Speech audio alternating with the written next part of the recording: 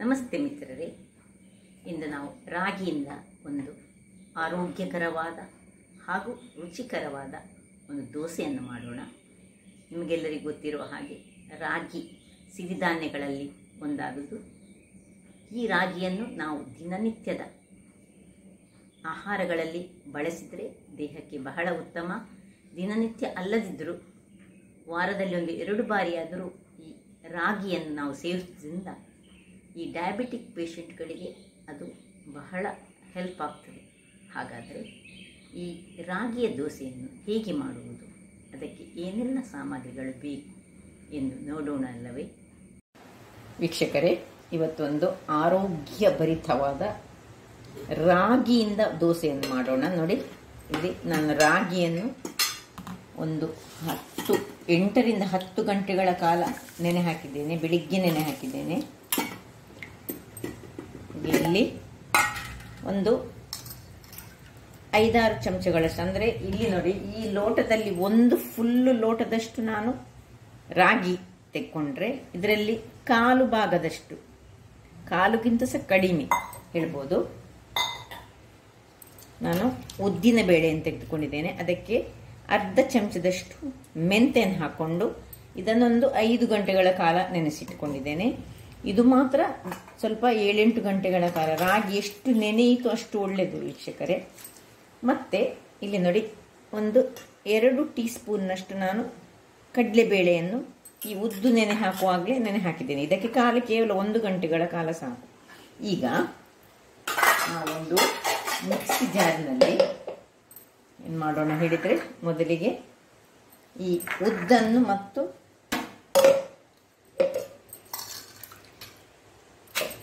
ಕಡಲೆಬೇಳೆಯನ್ನು ಒಟ್ಟಿಗೆ ಸಹ ಹಾಕೊಂಡು ಮಾಡ್ಬೋದು. ನಾನು ಸುರಿಗೆ ಸ್ವಲ್ಪ ಉದ್ದಿನ ಬೇಳೆಯನ್ನು ಇದು ಗ್ರೈಂಡ್ ಮಾಡ್ತೇನೆ. ಉದ್ದಿನ ಬೇಳೆ ಮತ್ತು ಕಡಲೆಬೇಳೆಯನ್ನು ಸ್ವಲ್ಪ ನೀರನ್ನು ಹಾಕೊಂಡು ನೋಡಿ, ಕಡಲೆಬೇಳೆಯನ್ನು ಒಳ್ಳೆ ಚೆನ್ನಾಗಿ ತೊಳೆದುಕೊಂಡಿದ್ದೇನೆ ನಾನು. ತೊಳೆದು ಮತ್ತೆ ನಾನು ಅದನ್ನು ನೀರಿನಲ್ಲಿ ಹಾಕಿಟ್ಟದ್ದು. ಈಗ ಇಷ್ಟನ್ನು ಸುರಿಗೆ ಸ್ವಲ್ಪ ಗ್ರೈಂಡ್ ಮಾಡಿ ಮತ್ತೆ ತೋರಿಸ್ತೇನೆ. ಈಗ ನಾನು ಗ್ರೈಂಡ್ ಮಾಡಿ ನೋಡಿ, ಇಷ್ಟು ಸ್ವಲ್ಪ ಗ್ರೈಂಡ್ ಆಗುವಾಗ ನಾವೀಗ ಇದಕ್ಕೆ ಪುನಃ ರಾಗಿಯನ್ನು ಸಹ ಇದರ ಒಟ್ಟಿಗೆ ಹಾಕೊಂಡು ನಾವು ಗ್ರೈಂಡ್ ಮಾಡೋಣ. ಅಥವಾ ನೀವು ತುಂಬ ಮಾಡುವುದಾದ್ರೆ, ನನ್ನ ಇದು ಪ್ರಪೋರ್ಷನ್ಸ್ ಸ್ವಲ್ಪ ಉಂಟು, ತುಂಬ ಮಾಡುವುದಾದ್ರೆ ಬೇರೆ ಬೇರೆಯಾಗಿ ಸಹ ಗ್ರೈಂಡ್ ಮಾಡಿಕೊಡ್ಬೋದು. ನಾನೀಗ ನೋಡಿ ಅಷ್ಟು ಮಾಡಿದ ಮೇಲೆ ಉಳಿದ ಈ ರಾಗಿಯನ್ನು ಸಹ ಇದಕ್ಕೆ ಹಾಕೊಂಡು ರಾಗಿಯನ್ನು ಚೆನ್ನಾಗಿ ತೊಳೆದುಕೊಳ್ಬೇಕು ವೀಕ್ಷಕರೇ. ರಾಗಿಯಲ್ಲಿ ಸ್ವಲ್ಪ ಮಣ್ಣು ಕಲ್ಲೆಲ್ಲ ಇರ್ತದೆ, ಇಲ್ಲದಿದ್ದರೆ ಒಳ್ಳೆ ಕಲ್ಲು ರಹಿತ ಒಂದು ಸಿಗ್ತದೆ, ಅದನ್ನು ತೆಗೆದುಕೊಳ್ಬೋದು. ಈ ಮಿಲೆಟ್ ಎಂಬುದು ಆರೋಗ್ಯಕ್ಕೆ ಬಹಳ ಉತ್ತಮ. ಈ ರಾಗಿಯ ಬದಲು ನೀವು ಬೇರೆ ನವಣೆ ಸಹ ಹಾಕಿ ಸಹ ಮಾಡ್ಬೋದು. ನನ್ನದು ಹಿಂದಿನ ವಿಡಿಯೋದಲ್ಲಿ ಈ ಸಿರಿಧಾನ್ಯಗಳದ್ದೇ ಒಂದು ದೋಸೆ ಉಂಟು, ನೀವು ಬೇಕಿದ್ರೆ ಹಿಂದಕ್ಕೆ ಹೋಗಿ ನೋಡ್ಬೋದು ನನ್ನ ಚಾನಲ್ನಲ್ಲಿ. ನೋಡಿ, ಇದನ್ನೀಗ ನಾನು ಚೆನ್ನಾಗಿ ಗ್ರೈಂಡ್ ಮಾಡಿ ತರ್ತೇನೆ, ಆಮೇಲೆ ತೋರಿಸ್ತೇನೆ. ನೋಡಿ ವೀಕ್ಷಕರೇ, ನೋಡಿ ಹೇಗೆ ಒಳ್ಳೆ ಫೈನಾಗಿ. ಅದಕ್ಕೆ ಹೇಳುದು 10 ಗಂಟೆಗಳ ಕಾಲ ಆದರೂ ರಾಗಿ ನೆನೆಯಬೇಕು. ನೋಡಿ, ಈಗ ಇದನ್ನು ಒಳ್ಳೆ ಡ್ರೈ ಪಾತ್ರೆಗೆ ಹಾಕೊಳ್ಳೋಣ.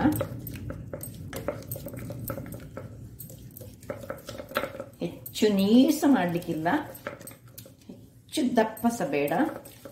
ಇದನ್ನು ಫರ್ಮೆಂಟೇಷನ್ಗೆ ನಾವೀಗ ಇಡ್ಲಿಕ್ಕುಂಟು. ಸೊ ಈಗ ರಾತ್ರಿ ನಾನು ಕಡ್ದ ಇಟ್ಟಿದ್ದೇನೆ.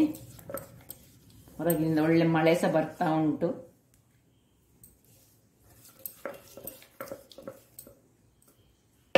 ಇದಕ್ಕೆ ಸ್ವಲ್ಪ ಈಗ ನೀರು ಹಾಕೊಳ್ತೇನೆ.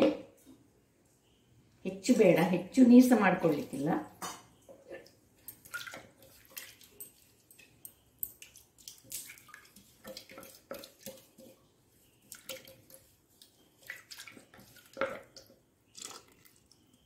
ಸ್ವಲ್ಪ ನೀರನ್ನು, ತೊಳೆದ ನೀರನ್ನು ಹೆಚ್ಚು ಹಾಕಲಿಲ್ಲ. ಈ ಉಪ್ಪು ಎಲ್ಲ ನಾಳೆ ಬೆಳಿಗ್ಗೆ ಹಾಕೊಳ್ಳೋಣ.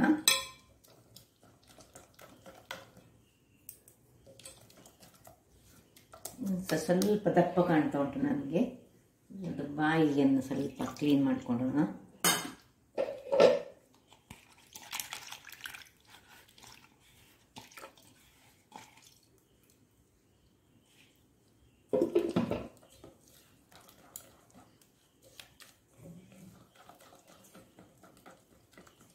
ಇದರಲ್ಲಿ ಒಂದು 6 ದೋಸೆ ಆಗ್ತದೆ ಅಷ್ಟು.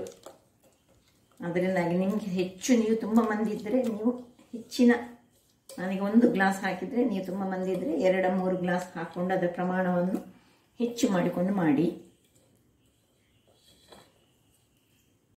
ವೀಕ್ಷಕರೇ ನೋಡಿ, ಹಿಟ್ಟು ರೆಡಿಯಾಗಿದೆ, ಕಲಸಿಟ್ಟುಕೊಂಡಿದ್ದೇನೆ. ಇದಕ್ಕೆ ಉಪ್ಪು ಮತ್ತು ಸ್ವಲ್ಪ ಬೆಲ್ಲ ನಾಳೆ ಬೆಳಿಗ್ಗೆ ಹಾಕ್ಕೊಳ್ಳಿಕ್ಕೆ ಉಂಟು. ಆಮೇಲೆ ಹೇಗೆ ಮಾಡೋದು ನೋಡಿ, ಹೀಗೆ ಕಟ್ಟಿಕೊಂಡು ಈಗ ಅದು ಸ್ವಲ್ಪ ಫರ್ಮೆಂಟ್ ಆಗಬೇಕು. ನಾಳೆ ಬೆಳಿಗ್ಗೆ ನಮ್ಮ ಕೆಲಸ ಇನ್ನು ದೋಸೆ ಹೊಯ್ಯುವುದು. ನೋಡಿ ವೀಕ್ಷಕರೇ, ರಾತ್ರಿ ಇಟ್ಟದ್ದು ಈಗ ನೋಡುವ ಹೇಗೆ ಬಂದಿದೆ ನೋಡುವ.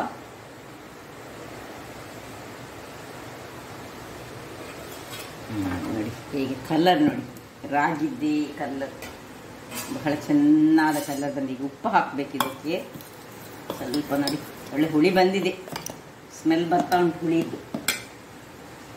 ಈಗ ಇದಕ್ಕೆ ಸ್ವಲ್ಪ ಉಪ್ಪನ್ನು ಹಾಕೊಳ್ಳೋಣ, ಮತ್ತೆ ಸ್ವಲ್ಪ ಬೆಲ್ಲ ಹಾಕೊಳ್ಳೋಣ. ಬೆಲ್ಲ ಬೇಡದವರು ಬಿಡ್ಬೋದು, ಬೇಕಿದ್ದರೆ ಮಾತ್ರ ಹಾಕಿ. ಸ್ವಲ್ಪ ಒಂದು ಪಿಂಚ್ ಆಫ್ ಬೆಲ್ಲ, ಸ್ವಲ್ಪ ದಪ್ಪಾಗಿದೆ. ಸ್ವಲ್ಪ ನಾನು ನೀರನ್ನು ಸೇರಿಸ್ಕೊಳ್ತೇನೆ. ನೀರಿನ ಮೊದಲು ಸ್ವಲ್ಪ ಬೆಲ್ಲ ನೋಡಿ, ಇಷ್ಟೇ ಬೆಲ್ಲದ ಪುಡಿಯನ್ನು ಹಾಕ್ಕೊಳ್ಬೇಕು. ನಿಮಗೆ ಬೇಕಿದ್ರೆ ಮಾತ್ರ. ಮತ್ತೆ ಸ್ವಲ್ಪ ನೀರು ಹಾಕೊಳ್ಳೋಣ, ಸ್ವಲ್ಪ ದಪ್ಪ ಉಂಟು.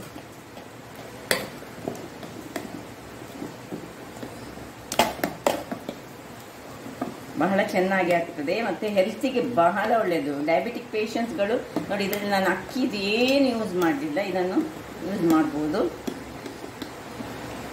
ಹೀಗೆ ತಿರುಗಿಸಿ ನೋಡಿ, ಈ ಕನ್ಸಿಸ್ಟೆನ್ಸಿಗೆ ಇರಬೇಕು, ತುಂಬ ದಪ್ಪ ಸಾಕಬಾರ್ದು. ವೀಕ್ಷಕರೇ, ಇದನ್ನೀಗ ಸೈಡಲ್ಲಿ ಇಟ್ಕೊಳ್ಳೋಣ. ನೋಡಿ ನಾನಿಲ್ಲೀಗ ಚಟ್ನಿಗೆ, ಇವತ್ತು ನಾವು ಬಿಂಬುಳಿಯ ಚಟ್ನಿ ಮಾಡ್ತಿದ್ದೇವೆ. ನೋಡಿ ನಾನು ಈ ಬಿಂಬುಳಿ, ನೋಡಿ ಇದು ಬಿಂಬುಳಿ ನಿಮಗೆ ಗೊತ್ತಿರ್ಬೋದು, ನಮ್ಮದು ಸೌತ್ ಕೇಂದ್ರದಲ್ಲೆಲ್ಲ ಆಗ್ತದೆ ಇದು.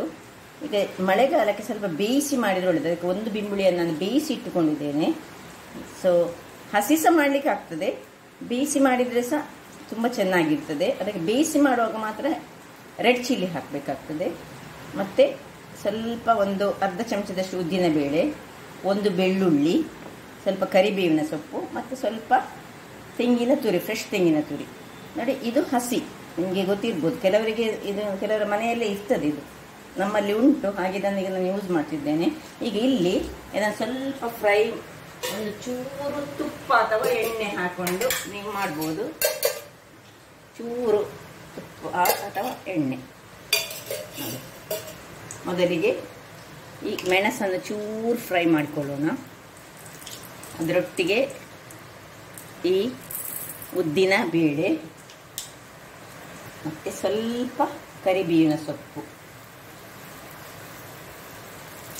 ಇದನ್ನು ಸ್ವಲ್ಪ ಫ್ರೈ ಮಾಡಿಕೊಂಡು, ಯಾಕೆ ಹೇಳಿದರೆ ಈಗ ಮಳೆಗಾಲದಲ್ಲಿ ಸ್ವಲ್ಪ ಚಟ್ನಿ ಸಹ ನಾವು ಮಾಡುವಾಗ ಚೂರು ಫ್ರೈ ಮಾಡಿಕೊಂಡೇ ಮಾಡಿದರೆ ದೇಹಕ್ಕೆ ಬಹಳ ಉತ್ತಮ. ಅದರಿಂದಾಗಿ ಮಾಡಿದರೆ ಒಳ್ಳೆಯದು ನೋಡಿ. ಮತ್ತು ಈ ಬಿಂಬುಳಿಯನ್ನು ಇದರಲ್ಲಿ ಹೀಗೆ ಹಾಕಿ, ಇದರಲ್ಲಿ ಸ್ವಲ್ಪ ನಾವು ನೋಡಿ ಬೇಯಿಸಿದ ಬಿಂಬುಳಿ ಇದು.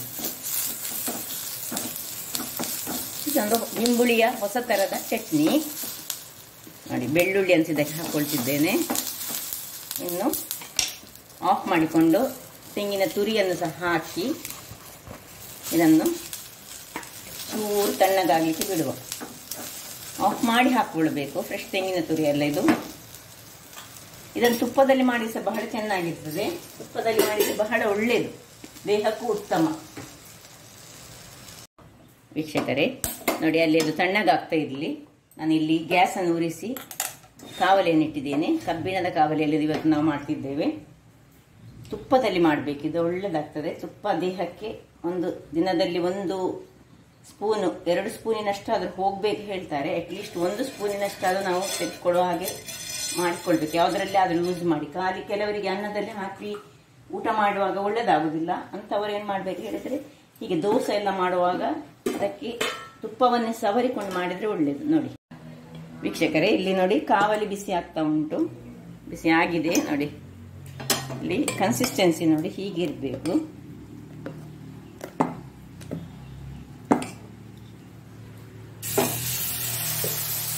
ಎಷ್ಟು ಮಾಡ್ಕೊಳ್ಬೋದು. ಇದನ್ನು ನಿಮಗೆ ಒಳ್ಳೆ ಕ್ರಿಸ್ಪಿ ಬೇಕಿದ್ರೆ ಕ್ರಿಸ್ಪಿ ಮಾಡಿಕೊಳ್ಬೋದು, ಅಥವಾ ನಿಮಗೆ ಸ್ವಲ್ಪ ಕ್ರಿಸ್ಪಿ ಬೇಡ ನಾರ್ಮಲ್ ಆಗಿರ್ಬೇಕು ಹೇಳಿದ್ರೆ ನಾರ್ಮಲ್ ಆಗಿ ಸಹ ಮಾಡಿಕೊಳ್ಬೋದು. ಈಗ ಇದರ ಮೇಲೆ ಸ್ವಲ್ಪ ತುಪ್ಪವನ್ನು ಹರಡಿಕೊಳ್ಳೋಣ. ಇನ್ನು ಮುಚ್ಚಳವನ್ನು ಮುಚ್ಚಿ ನಾವು ವೀಕ್ಷಕರೇ ನೋಡಿ, ಇದೀಗ ತಣ್ಣಗೆ ಆಗಿದೆ ನೋಡಿ. ಇದನ್ನೀಗ ನಾವು ನೋಡಿದ್ರೆ ಇಲ್ಲಿ ಬಿಂಬುಳಿ ನಿಮಗೆ ಕಾಣ್ತಾ ಇರ್ಬೋದು. ಇಲ್ಲಿ ನೋಡಿ ನಾನು ಕ್ರಶ್ ಮಾಡಿಕೊಂಡಿದ್ದೇನೆ, ಬಿಂಬುಳಿ ಉಂಟು. ಅದರಿಂದಾಗಿ ಹುಳಿ ಹಾಕ್ಲಿಕ್ಕಿಲ್ಲ, ಬಿಂಬುಳಿ ತುಂಬಾ ಹುಳಿಯನ್ನು ಹೊಂದಿರುವಂಥದ್ದು. ತುಂಬ ಮಾಡುವಾಗ 2-3 ಬಿಂಬುಳಿ ಹಾಕೊಳ್ಳಿ. ನಾನೀಗ ಸಣ್ಣ ಒಂದು ಅರ್ಧ ಗಡಿಯಲ್ಲಿ ಅರ್ಧದಷ್ಟರಲ್ಲಿ ಚಟ್ನಿ ಮಾಡ್ತಾ ಇದ್ದೇನೆ. ತುಂಬ ಚಟ್ನಿ ಮಾಡ್ತಾ ಇಲ್ಲ. ತುಂಬ ಮಂದಿ ಇರುವವರು ತುಂಬ ಚಟ್ನಿಯನ್ನು ಮಾಡ್ಕೊಳ್ಬೋದು. ಈಗ ಇದಕ್ಕೆ ಸ್ವಲ್ಪ ಬಿಸಿ ನೀರು, ಬಿಸಿ ತಣ್ಣಗಾದ ನೀರು ಮತ್ತು ಸ್ವಲ್ಪ ಉಪ್ಪು ಹಾಕಿ ನಾನೀಗ ಇದನ್ನು ಒಳ್ಳೆ ಫೈನ್ ಆದ ಒಂದು ಚಟ್ನಿ ಮಾಡಿ, ಫೈನ್ ಪೇಸ್ಟ್ ಆಗಬೇಕದು ಮಾಡಿ ತರ್ತೇನೆ. ನೋಡಿ ವೀಕ್ಷಕರೇ, ಇಲ್ಲಿ ನೋಡಿ ಚಟ್ನಿ ರೆಡಿ ಆಯಿತು ನೋಡಿ. ಇಷ್ಟು ಫೈನ್ ಆಗಬೇಕು. ಈಗ ಇದಕ್ಕೊಂದು ಒಳ್ಳೆ ಒಗ್ಗರಣೆ ಕೊಡುವ. ಏನಿಲ್ಲ, ಸ್ವಲ್ಪ ಎಣ್ಣೆಯಲ್ಲಿ ಸಾಸಿವೆ ಮತ್ತು ಕರಿಬೇವು ಹಾಕಿ ಕೊಡುವಂತ. ಇಲ್ಲಿ ನೋಡಿ ವೀಕ್ಷಕರೇ, ನೋಡಿ ದೋಸೆ ಸಹ ರೆಡಿ ಆಗ್ತಾ ಉಂಟು. ಈಗ ನಾನು ಕ್ರಿಸ್ಪಿ ಮಾಡ್ತಾ ಇಲ್ಲ, ನಮಗೆ ಅದಾದಲ್ಲಿ ನೋಡಿ ಸ್ವಲ್ಪ ಮೆದುವಾದ ದೋಸೆ ಮಾಡ್ತೇನೆ. ಇನ್ನೊಂದು ನಿಮಗೆ ನಾನು ಕ್ರಿಸ್ಪಿ ಮಾಡಿ ತೋರಿಸ್ತೇನೆ. ಇದು ನೋಡಿ ಹೀಗೆ ಇರಲಿ ನೋಡಿ. ಇನ್ನೊಂದು ದೋಸೆಯನ್ನು ಒಳ್ಳೆ ಕ್ರಿಸ್ಪಿಯಾಗಿ ಮಾಡಿ ತೋರಿಸ್ತೇನೆ. ಸ್ವಲ್ಪ ಆಗ ಕ್ರಿಸ್ಪಿ ದೋಸೆ ಮಾಡುವಾಗ ಫುಲ್ಲು ಈ ಲ್ಯಾಡಲಲ್ಲಿ ತುಂಬ ತಗೊಳ್ಬೇಕಂತಿಲ್ಲ, ಅರ್ಧದಷ್ಟು ತಗೊಂಡು ನಾವು ಅದನ್ನು ತುಂಬ ಸ್ಪ್ರೆಡ್ ಮಾಡ್ಕೊಳ್ಬೇಕು ನೋಡಿ.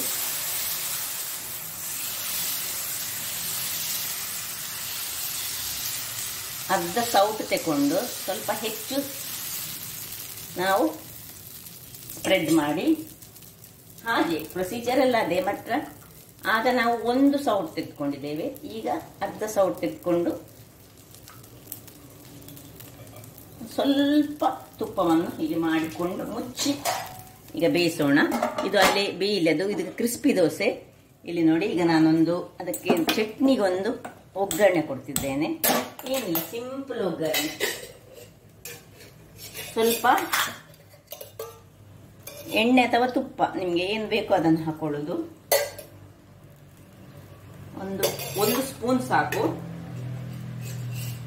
ಎಣ್ಣೆ ಬಿಸಿ ಆಗಲಿ. ಸ್ವಲ್ಪ ಸಾಸಿವೆ, ಸ್ವಲ್ಪ ಕರಿಬೇವಿನ ಸೊಪ್ಪು, ಏನಿಲ್ಲ ಕಾಮನ್ ಆಗಿ ಮಾಡುವಂಥದ್ದೇ. ಮತ್ತೊಂದು ಸಣ್ಣ ತುಂಡು ಕೆಂಪು ಮೆಣಸು, ಸ್ವಲ್ಪ ಬೇಕಿದ್ರೆ ಹಿಂಗನ್ನು ಹಾಕೊಳ್ಬೋದು. ಆಫ್ ಮಾಡಿಕೊಂಡು ಹಿಂಗನ್ನು ಹಾಕೊಳ್ಳೋಣ. ಓಕೆ, ಆಫ್ ಮಾಡಿದ್ದೇನೆ. ಈಗ ಇದನ್ನು ಅದಕ್ಕೆ ಶಿಫ್ಟ್ ಮಾಡಿಕೊಳ್ಳೋಣ.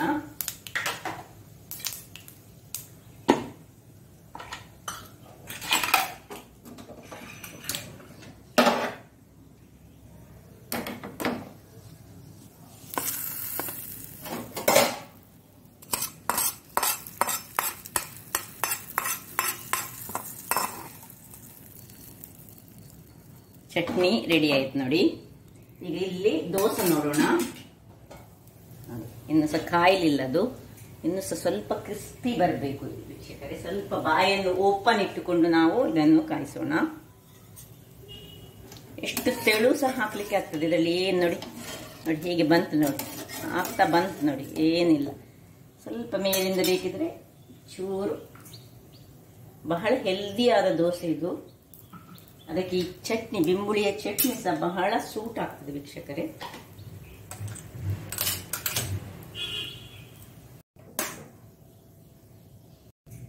ನೋಡಿ ವೀಕ್ಷಕರೇ, ನೋಡಿ ಏನ್ ಚೆನ್ನಾಗಿ 2ನೇ ದೋಸೆ ಸಹ ಬಂತು ನೋಡಿ. ಕ್ರಿಸ್ಪಿ ದೋಸೆ ಬೇಕಿದ್ರೆ ಕ್ರಿಸ್ಪಿ ದೋಸೆ,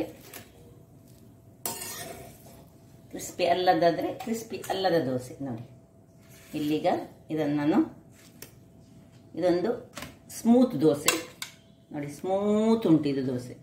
ಇದು ನೋಡಿ ಕರ್ಕೂರ್ ಹೇಳ್ತದೆ, ಕರ್ಕೂರ್ ದೋಸೆ. ಹಾಗಾದ್ರೆ